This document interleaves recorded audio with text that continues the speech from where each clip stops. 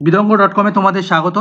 আমি নীলাঞ্জন, তোমাদের ম্যাথসের টিচার। তো আজকে যে অঙ্কটা নিয়ে আমরা আলোচনা করব সেই অঙ্কটা দেখো স্ক্রিনে দেওয়া আছে। যদি fx - 2 equal to 2x² plus 3x - 5 হয়, তবে f অফ -1 কত? এবার দেখো চারটে অপশন তোমাদের দেওয়া আছে, তাহলে আমরা লিখে নিই। f অফ x - 2 দেওয়া আছে কত? 2x² plus 3x - 5।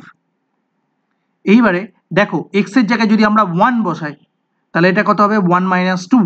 তাহলে কি হবে? 1 - 2 মানে কত হচ্ছে? -1। তাহলে এবার এবং আমাদের কত চেয়েছে? -1ই চাওয়া হয়েছে। তাহলে x এর জায়গায় যদি আমরা 1 বসাই, তাহলে আমরা কত পাবো? 1 - 2 ইকুয়াল টু x এর জায়গায় আমরা কত বসাচ্ছি? 1। তো পুট হিয়ার অলসো 1, x এর জায়গায় 1 বসাবো। তাহলে 1 square plus 3 into 1 minus 5।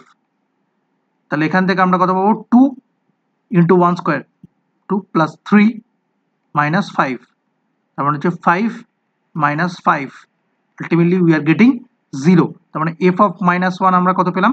f of -1 হচ্ছে আমরা কত পেলাম? 0। তাহলে এ দেখো, এ হচ্ছে সঠিক উত্তর।